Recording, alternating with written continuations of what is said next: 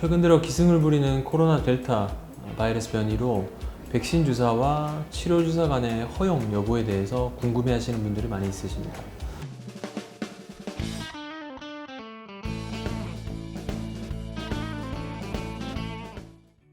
코로나 예방 백신이 출시된 지 얼마 되지 않아서 이에 대한 검증을 요구하는 목소리도 많이 있고요.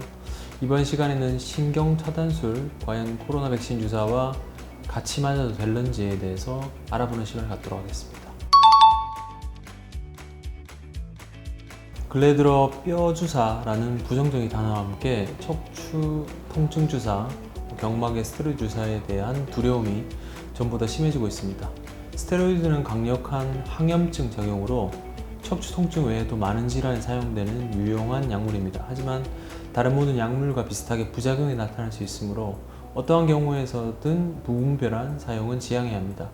최근에는 이런 주사를 한 곳이 아닌 여러 병원을 다니면서 척추 주사 치료를 받는 환자분들이 많이 있습니다. 이렇게 여러 병원을 옮겨 다니시면서 주사를 맞게 되면 스테로이드 과다 사용이 될 가능성이 높습니다. 따라서 척추 주사는 가급적 한 곳에서만, 그리고 척추 전문의를 통해서 치료받아야 적정량의 스테로이드를 주입함으로써 부작용의 가능성은 낮추면서 잘 관리하실 수 있게 됩니다.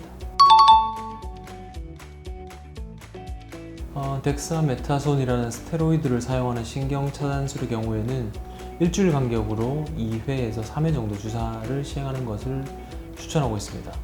만약 3회를 시행하였다면 한두 달 정도는 주사를 쉬면서 약물 복용과 물리치료만 시행하면서 경과 관찰하는 것을 추천드리고 있습니다. 만약 당뇨가 심하거나 이전에도 주사를 지속적으로 맞으셨던 분들이라면 주사 이후에 합병증에 노출될 수 있으니 주의를 요하는 바입니다. 뉴스를 통해 잘 알고 계신 분들도 많으실 텐데요. 질병관리청에서는 코로나 백신 접종 시 비스테로이드성 소염 진통제 엔세이드의 복용 중단을 권고하고 있습니다. 이유는 백신 접종 후에 면역세포의 면역 형성에 영향을 줄 수 있기 때문인데요. 이와 비슷한 이유로 척추 통증 주사 치료 시에도 스테로이드 사용에 주의를 기울여야 합니다. 현재 대한정형외과학회, 대한통증학회, 대한척추신경학회에서는 미국과 유럽의 치료 가이드라인에 따라서 백신 접종 일주일 전후에 주사 치료를 시행하지 않는 것을 추천했고, 총 2주간은 스테로이드 주사 치료를 피할 것을 권고하고 있습니다. 따라서 이 기간을 피해서 주사 치료를 시행받는다면 코로나 백신 접종 후에 면역 생성에 우려할 만한 영향이 발생할 가능성이 매우 낮을 것으로 보고 있습니다. 척추 질환은 외상성으로 발생한 경우도 있지만 퇴행성으로 병이 진행되는 경우가 더 많이 있습니다.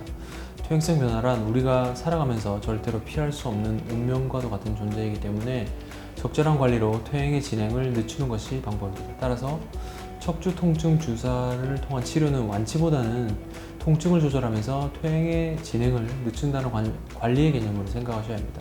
이런 주사를 맞는다고 진시황제처럼 불로장생을 꿈꾸거나 20대의 허리로 다시 돌아가는 것을 꿈꾸신다면 조금 무리가 되는 희망사항이라 볼 수 있습니다. 주사 치료 후에도 최소 수주에서 수개월까지는 통증이 많이 완화됩니다. 하지만 주의할 것은 이 시기에 척추 질환이 다 나았다고 생각하시면 안 됩니다. 통증 증상이 나아진 후에는 바른 자세 교정 및 운동 및 재활 치료를 꼭 해줘야 합니다. 척추를 지탱해주는 척추 기립근과 복근과 같은 중심 근육을 강화하고 올바른 자세를 유지하는 등 평소 꾸준한 노력에 따라 통증이 완전히 사라지는 것도 충분히 가능합니다. 퇴행 변화의 완치는 사람이 젊어지지 않는 이상 불가능합니다. 비슷한 이유로 척추 수술을 통한 척추 퇴행 변화의 완치도 기대하기 어렵습니다.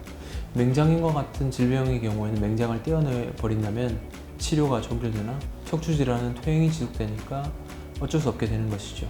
국내 연구에 따르면 환자에 따라 다르지만 척추 수술 후 통증이 완화되는 기간은 5에서 10년 정도로 보고 있습니다.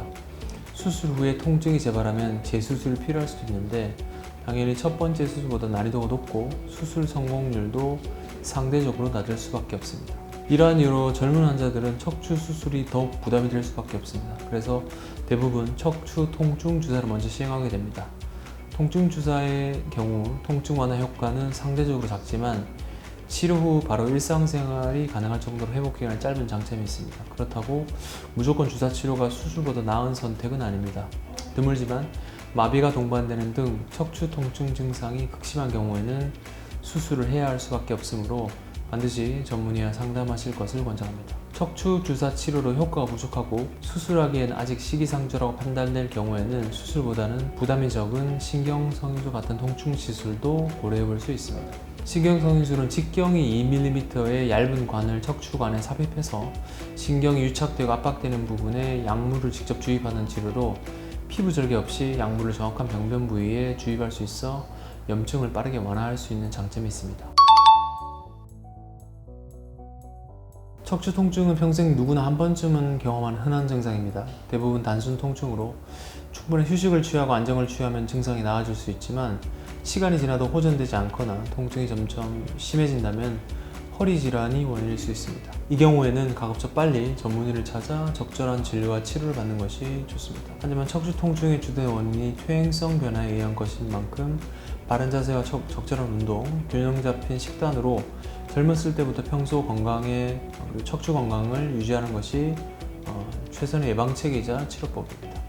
시청해주셔서 감사합니다.